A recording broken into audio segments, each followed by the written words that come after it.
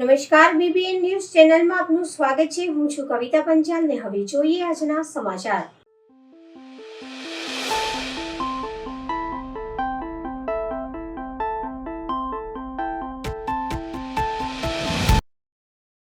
આજરોજ માંજલપુર દરબાર ચોકડી કોચર કોલ સેન્ટરને લઈને વડસર બ્રિજ તરફ જતા હંગામી દબાણો દૂર કરવામાં આવ્યા। આજે માંજલપુર વડસર બ્રિજના છેડેથી પ્રમુખ પ્રસાદ થઈ રિટર્ન આપણે વડસર બ્રિજના છેડા સુધી દબાણ શાખાની ટીમને સાથે રાખીને અને પોલીસ વિભાગને સાથે રાખી પોલીસ વિભાગ દ્વારા જે ડ્રાઈવ લેવામાં આવી છે સાથે આપણે લારી ગલ્લા હંગામી જેટલા પણ લારી ગલ્લા છે બધા રિમૂવ કરવામાં આવેલ છે અને અત્યારે કામગીરી ચાલી રહી છે। અત્યારે આ રૂટ આપણને વોર્ડ 18ની અંદર આ રૂટ આપેલો છે એટલે અમે પોલીસ ખાતા સાથે આવ્યા છીએ અને આગળના રૂટની હવે કાલે માહિતી મળશે। એવું કોઈ નથી પણ હંગામી બધી જ લારીઓ ઉઠાવવામાં આવશે। આજે 30-35 તો ખરી રૂટીનમાં બધી। Ward officer ward number 18।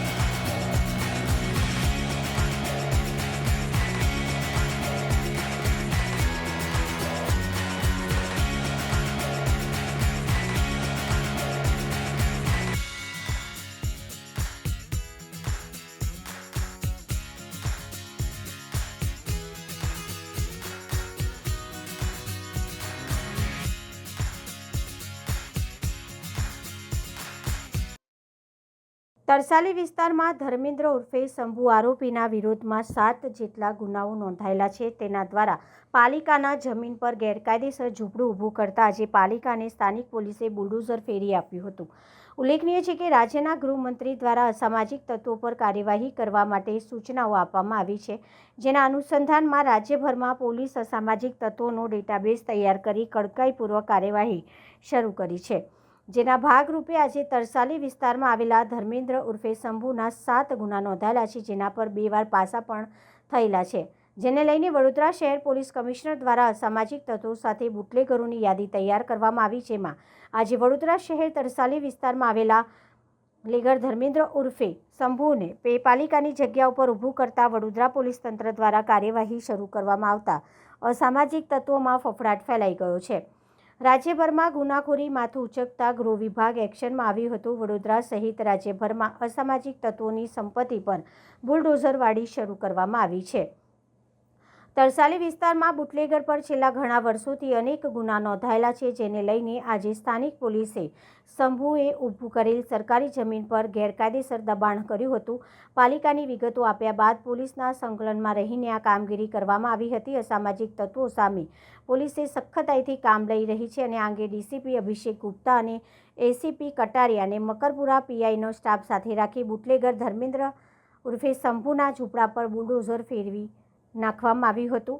શહેરમાં અનેક અસામાજિક તત્વોની તૈયાર કરવામાં આવી રહી છે યાદી, જેમના મકાનો, દસ્તાવેજ અને લીગલ બાંધકામ ન જણાય આવે તો તેના ઉપર પણ બુલડોઝરવાડી કરવામાં આવશે। આજે તરસાલી વિસ્તારમાં આવેલા ધર્મેન્દ્ર ઉર્ફે શંભુના ગેરકાયદેસર બાંધકામને પાલિકા અને સ્થાનિક પોલીસ સ્ટેશનના સ્ટાફને સાથે રાખીને ગેરકાયદેસર બાંધકામ તોડી પાડવામાં આવ્યું હતું। વધુમાં ડીસીપી દ્વારા જણાવવામાં આવ્યું હતું કે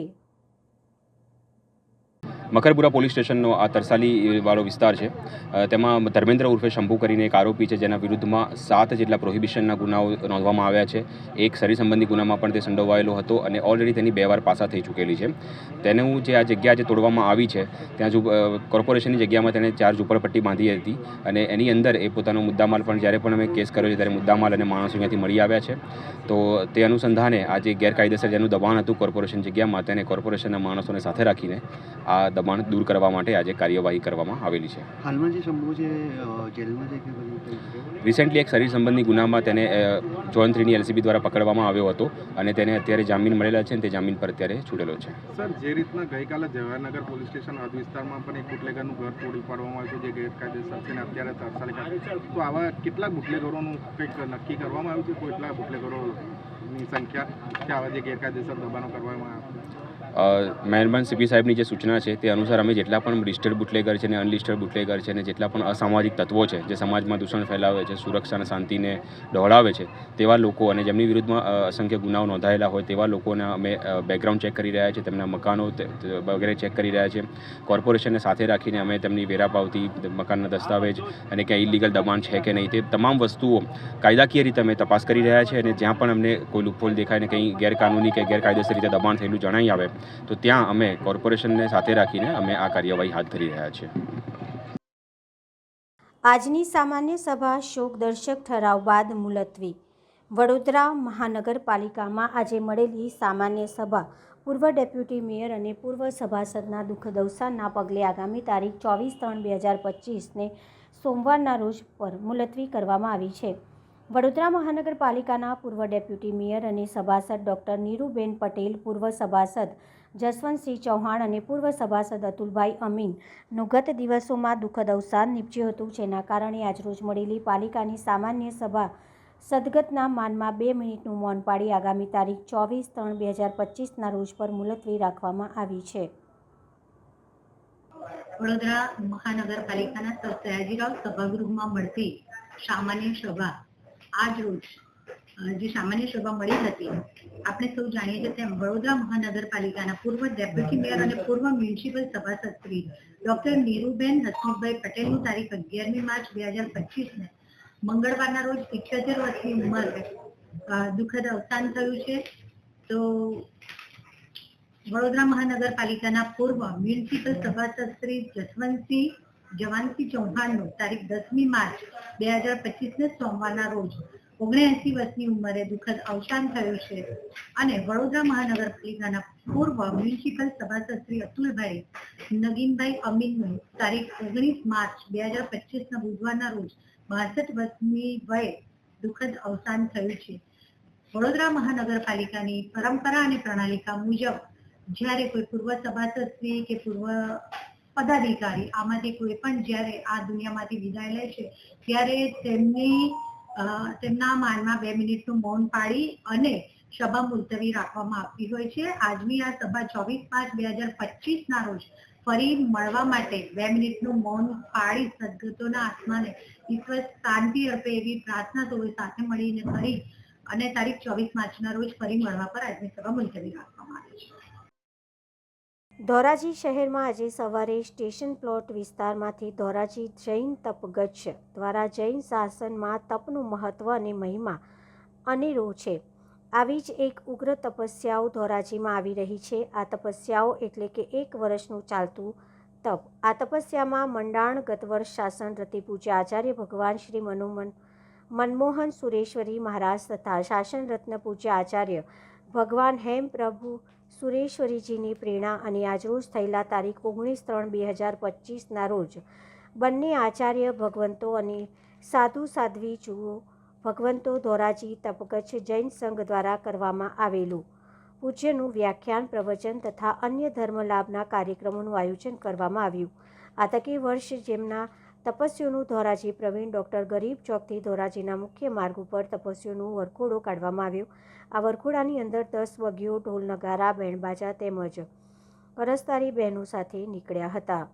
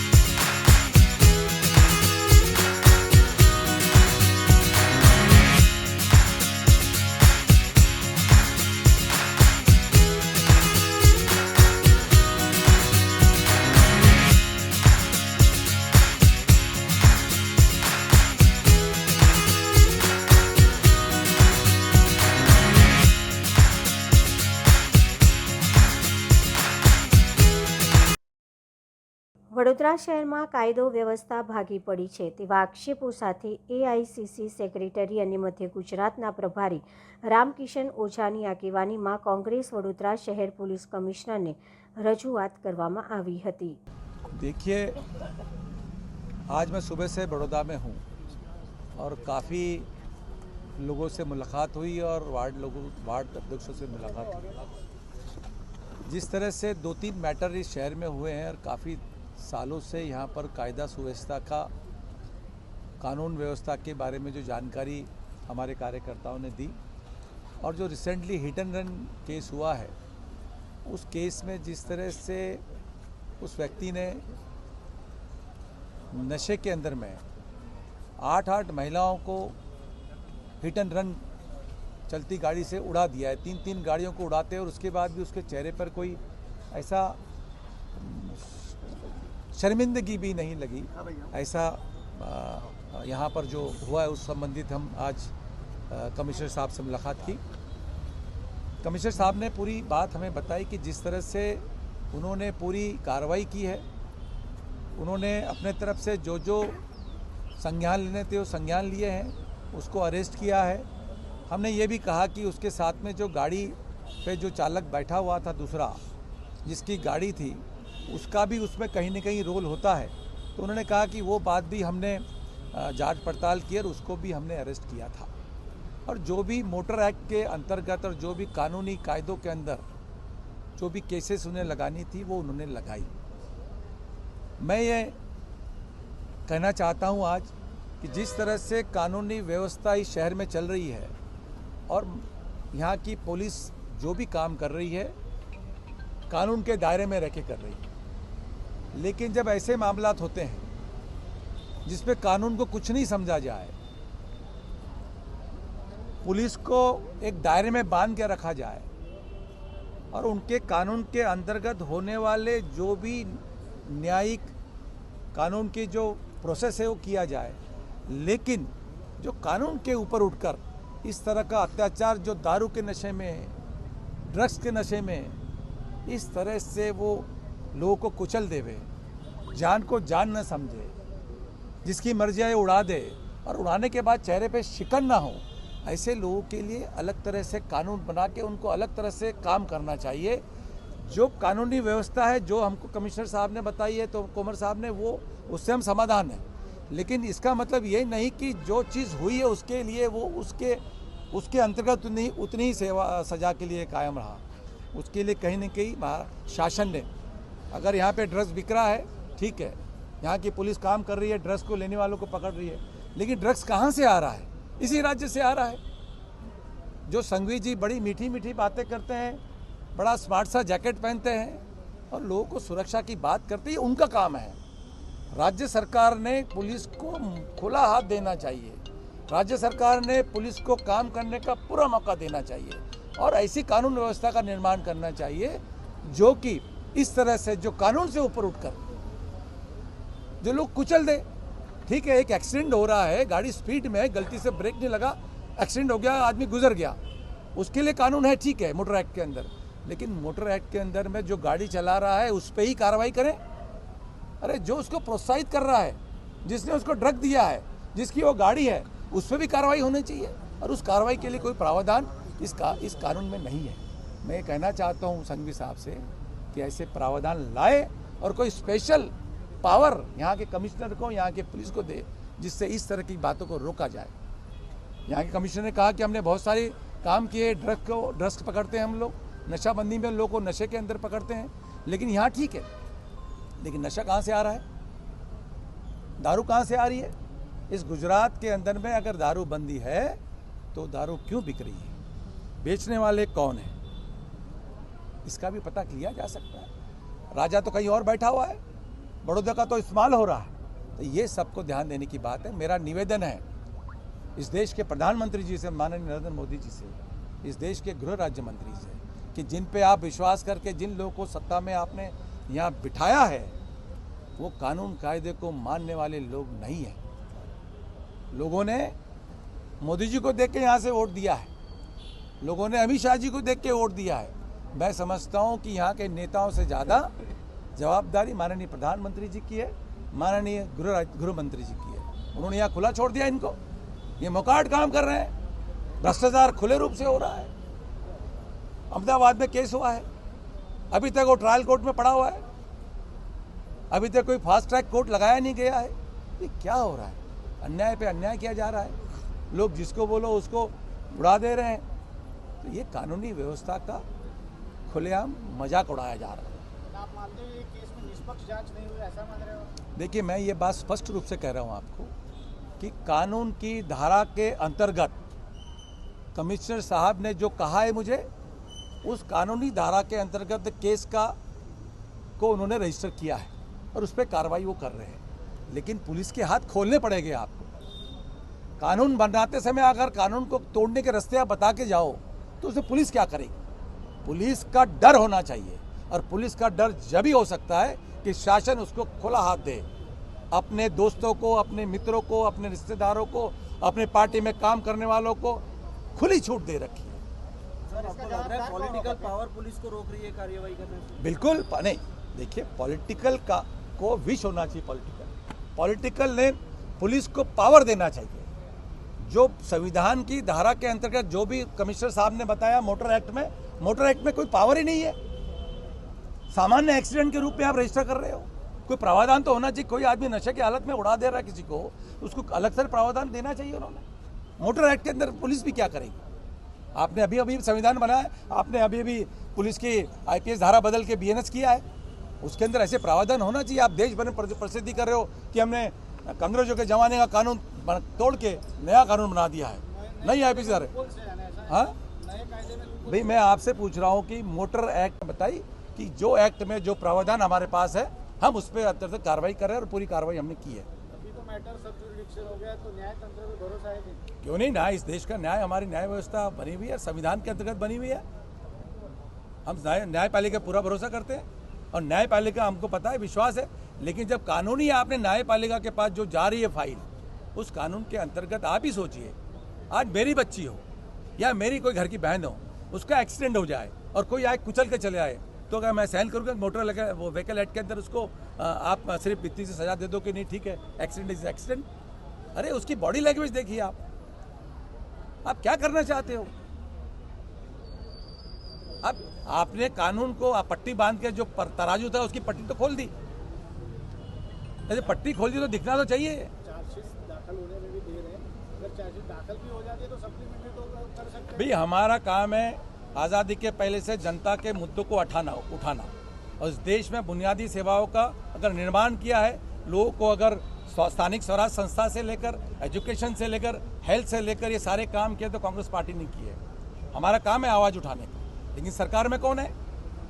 जवाबदार सरकार है इसकी, और यहाँ की राज्य सरकार ध्वस्त हो चुकी है। अरे हमारा 20,000 करोड़ रुपया बड़ौदा शहर का जो ऑक्ट्राय, जिस समय ऑक्ट्राय का कैंसिलेशन हुआ था, और उन्होंने कमिटमेंट किया था महानगर पालिका को, नगर पालिकाओं को, कि आपको 18 से 20% हम खर्चा देंगे।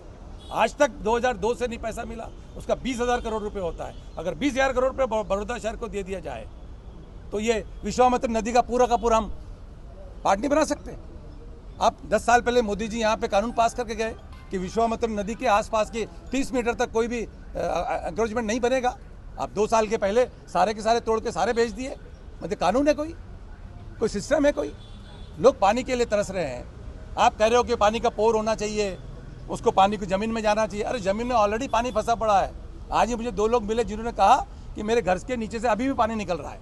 इसमें विपक्ष, बड़ौदा का विपक्ष कमजोर है, ऐसा मान रहे हो? किसने कहा विपक्ष कमजोर? विपक्ष कमजोर तो आपके सामने बैठे रहते हैं, आपके सामने आवाज़ करते हैं हम। इसके पहले भी हिट एंड रन केस हुए हैं बड़ौदा में सर, तब कांग्रेस कहीं दिखी नहीं, पर पर्टिकुलरली हाई प्रोफाइल केस है, इसीलिए आप 2 बार अपने आवेदन। देखिए, मैंने देखो, हाई प्रोफाइल हो या लो प्रोफाइल हो, जान की हानि मतलब जान की हानि है। किसी गरीब की बच्ची हो चाहे किसी गरीब का अमीर की बच्ची हो, जान माल हानि मतलब जान हानि है। हम उसके लिए खड़े रहेंगे और देश में खड़े रहेंगे। आपने मुलाकात ली सर पीड़ित परिवारों? बिल्कुल लेंगे। अभी तो मैं आया हूँ यहाँ से, मैंने ली है, और हमारे लोग मिल के आए। वही हुए ना पार्टी में, मैं ही ना उनके प्रतिनिधि है। मैं देखिए, हमारा देखो, एक आपसे एक निवेदन है कि हम जनता के मुद्दों को लेकर यहाँ आए हैं और कोई खिलवाड़ करने आए नहीं। न हमें कोई राजनीति करनी है। राजनीतिक बात हम करने नहीं आए। एक बहुत ही मार्मिक केस है ये। एक आदमी का मन टूट जाता है सब देख। एक हिंदुस्तानी आदमी का तो मन टूटता ही टूटता है कि भी एक लड़का मारने के 3-3 गाड़ी को टक्कर मारने के बाद भी आप उसके लिए बचाव कर रहे हो। वो गाड़ी वाले कुछ बोल नहीं रहे हो। इनके हाथ बंधे हुए क्योंकि कानून वो है, उसके ऊपर जा ही नहीं सकते ये लोग कि कोर्ट में केस। वैसे ही अगर दूसरा कानून लगा दिया, केस लगाया, तो कोर्ट में केस टिकेगा ही नहीं। तो ये चीज़ें सरकार को सोचनी, लोगों की भावना को समझना है। विश्वामित्र में अब आप सब जानते हैं, आपके खुद के घर डूबे हुए हैं। उसमें कांग्रेस बोले तो बोले विरोधी की आप भूमिका नहीं निभा रहे हो। अब करें तो क्या करें? आप जितनी ताकत हमें देते हो उतनी ताकत से हम बात करते हैं। हमारे राहुल जी ने कहा ये बात कि हमारे ही वोट कम क्यों होते हैं। हम कबूल किया हम लोगों ने बात। तो इसलिए मेरा ये कहना आपसे कि आपसे निवेदन है कि ये राजनीतिक बात नहीं है। सभी पत्रकार भाइयों से मेरा निवेदन है, इस मुद्दे को उठाएं और इस मुद्दे के साथ सरकार की आंखें खोलें कि कल आगे चले कोई नशा करके कोई भी बच्चा इस तरह से हत्याएं नहीं करे। ये पुलिस क्या करेगी? पुलिस का डर होना चाहिए, और पुलिस का डर जब ही हो सकता है कि शासन उसको खुला हाथ दे। अपने दोस्तों को, अपने मित्रों को, अपने रिश्तेदारों को, अपने पार्टी में काम करने वालों को खुली छूट दे रखी है। सर, आपको लग रहा है पॉलिटिकल पावर पुलिस को रोक रही है कार्रवाई करने से? बिल्कुल नहीं। देखिए, पॉलिटिकल का को विश होना चाहिए। पॉलिटिकल ने पुलिस को पावर देना चाहिए। जो संविधान की धारा के अंतर्गत जो भी कमिश्नर साहब ने बताया मोटर एक्ट में कोई पावर ही नहीं है। सामान्य एक्सीडेंट के रूप में आप रजिस्टर कर रहे हो। कोई प्रावधान तो होना चाहिए। कोई आदमी नशे की हालत में उड़ा दे रहा है किसी को, उसको अलग से प्रावधान देना चाहिए उन्होंने। मोटर एक्ट के अंदर पुलिस भी क्या करेगी? आपने अभी संविधान बनाया, आपने अभी पुलिस की IPS धारा बदल के BNS किया है, उसके अंदर ऐसे प्रावधान होना चाहिए। आप देश भर में प्रसिद्धि कर रहे हो कि हमने कांग्रेसों के जमाने का कानून तोड़ के नया कानून बना दिया है, नई IPS धारा। हाँ भाई, मैं आपसे पूछ रहा हूँ कि मोटर एक्ट में कानून, अगर ड्राइवर गाड़ी चलाता है और गाड़ी उसके हाथ से एक्सीडेंट होती है तो मालिक जवाबदार नहीं होता, वो ड्राइवर जवाबदार होता है। लेकिन इस केस में खुलेआम लोगों को उड़ा दिया जा रहा है, उस कानून का अलग इस्तेमाल हो रहा है। तो इस पर प्रावधान करके तुरंत कोई नई व्यवस्था इस चीज़ के लिए करनी चाहिए। इसी केस को पायलट प्रोजेक्ट करके उनको सजा देनी चाहिए। जैसे आपने बात की, ड्रग्स की बात की, दारू की बात की, कांग्रेस में तो यानी जनता रेड कर दी थी, तो आप उनको भी खुला मौका देंगे या नहीं? अगर पुलिस वहाँ तक नहीं पहुँच पाती तो कांग्रेस के कार्यकर्ता जनता रेड करेंगे? देखिए, कानून ने काम करना चाहिए। हमारा काम है कानून की आंखें खोलना।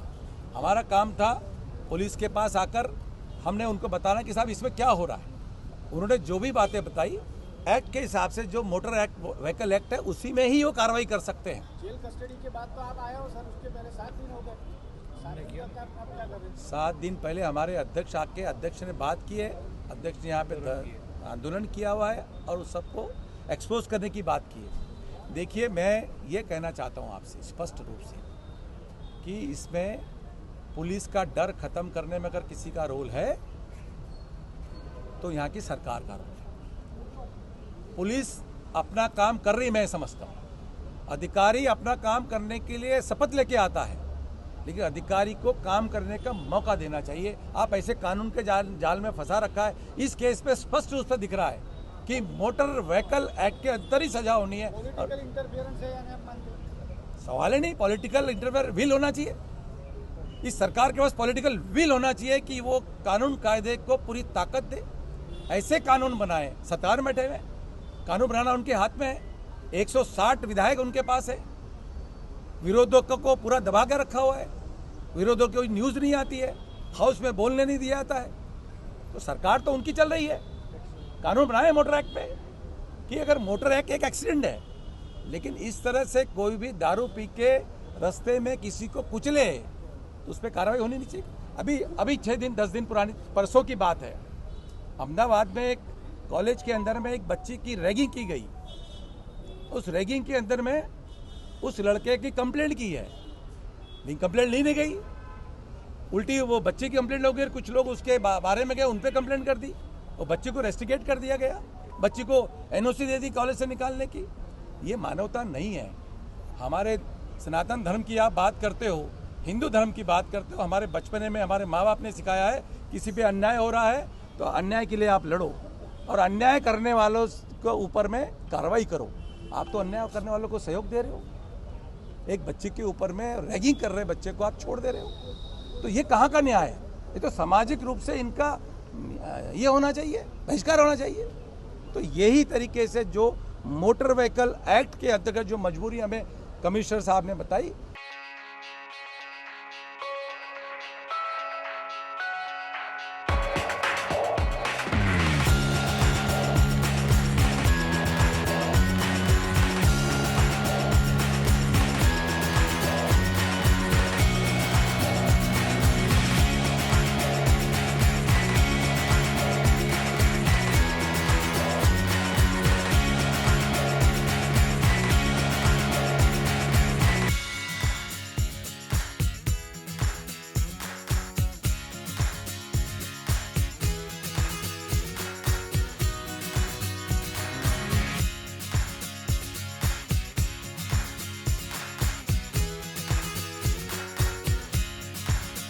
મળીશું આ સમયે આ ચેનલ પર. ત્યાં સુધી સમગ્ર BBN ન્યૂઝ ચેનલની ટીમને રજા આપશો.